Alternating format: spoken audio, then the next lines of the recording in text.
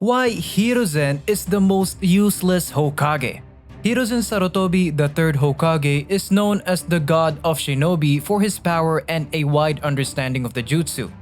However, just because someone is physically strong does not guarantee that they are capable of handling the obligations of the Hokage position. He was also Asuma Sarutobi's father.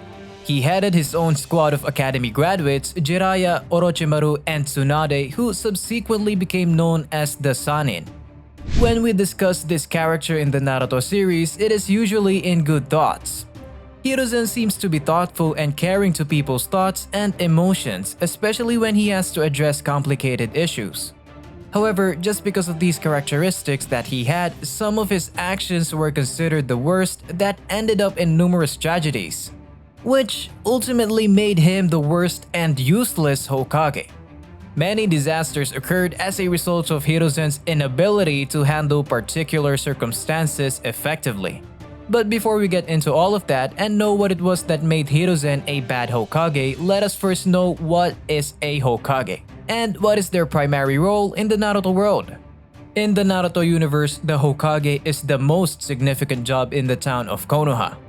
The importance of this role is so great that Naruto begins with the village's Hokage giving his life to defend everyone from the attack of the nine-tailed beast. As the story progressed, followers had a better understanding of what the Hokage was and what they were expected to perform. Simply defined, the Hokage is the strongest shinobi in the village and is liable for safeguarding the lives of everyone under their command. The Hokage acts as a parent to everyone in the village, and they are also in charge of all village affairs, most likely with the assistance of a dedicated team. While they are all renowned in Naruto's universe, there are those who have either not had a significant influence, are just not good enough, or did more harm than good.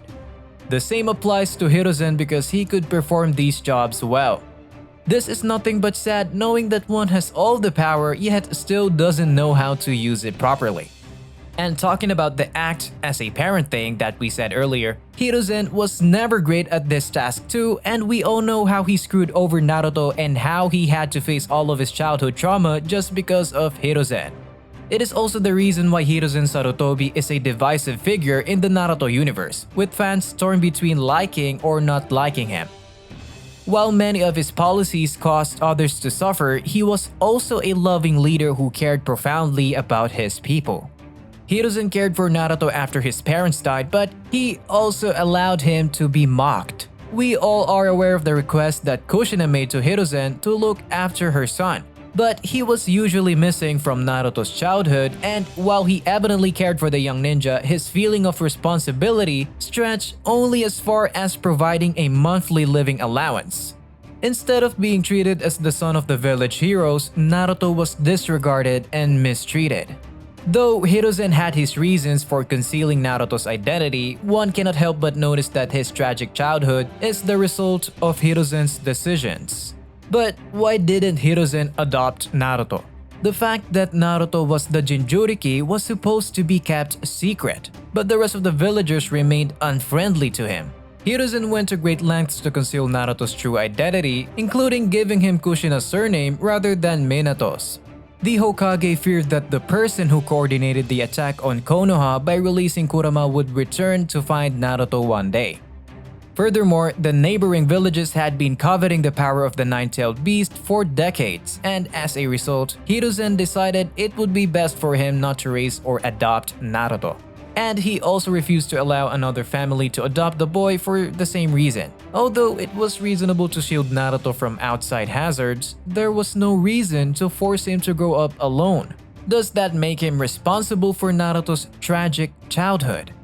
Hiruzen would have had no trouble adopting Naruto. Although he thought he was protecting the youngster from adversaries, this was really paranoia. Nobody would have thought it odd for a Hokage to adopt an orphan from the same community. Naruto's identity had already been concealed by changing his surname, thus there was no need to take such harsh measures to isolate an innocent child. He had to have known about Naruto's mistreatment in the village, yet as a leader, he did nothing to change it. Naruto was living solo by the time he was 4 or 5 in his reminiscence. Hiruzen gave him monthly allowances, although they were probably insufficient to support his basic cost. There was a scenario when he was crying from hunger, having only a few cents in his pocket to cover his favorite Ichiraku ramen. All of this would not have unfolded if the third Hokage had even a smidgen of support for Naruto. So at some point, we can surely say that if Hiruzen was a little responsible and had shown a tiny act of affection and responsibility towards Naruto, he wouldn't have gone through all of that. And also, Hiruzen's decision to leave Naruto alone was not sensible, opposite to what he thought. Changing a surname alone was insufficient to keep him safe. There are various ways for an adversary to track down the nine-tailed beast, especially a criminal organization with powerful members like Akatsuki who are already on the hunt for the young kid. Given that Naruto was both alone and defenseless, the repercussions of an enemy discovering the truth would have been disastrous. If Naruto had been abducted, no one would have noticed his disappearance right away, allowing the adversary more than enough time to take him and flee far from the village. Hiruzen in a manner made the worst decision when it came to Naruto, on top of violating Kushina's final wish. Things would have turned out much better if he had merely listened to her words. So what better decision could the third Hokage have made? Hiruzen might have placed Naruto in the care of a trustworthy family or shinobi even if he couldn't adopt him. Growing up in a family would have been preferable than to suffering alone for Naruto. Furthermore, Naruto was a ticking time bomb as a Jinchuriki. A newborn's body was too fragile and vulnerable to contain a tailed beast. Jinchurikis were selected after rigorous evaluation of the candidate's age, strength, and health in other communities as well. Naruto had no idea of the deadly power he possessed. If anything had occurred to him, he could have easily have lost himself and let the monster take over his body, causing devastation once more. Hiruzen might have placed Naruto in the hands of Kakashi from the outset, allowing him to train the kid to control his powers.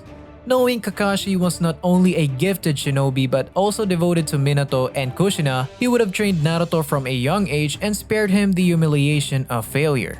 And how can we forget him being so lenient towards Orochimaru? One thing that made him a bad Hokage is that we never really got to witness his strength and power against Orochimaru.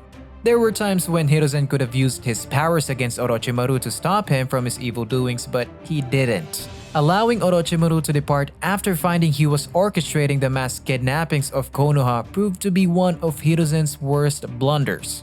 When he and two Anbu members arrived at Orochimaru's lair, they found that Orochimaru had used the abducted captives to undertake dangerous experiments. Hiruzen had the chance to stop him at that point, but instead, despite his horrible wrongdoings, he let him leave since he didn't have the heart to kill his student at the time.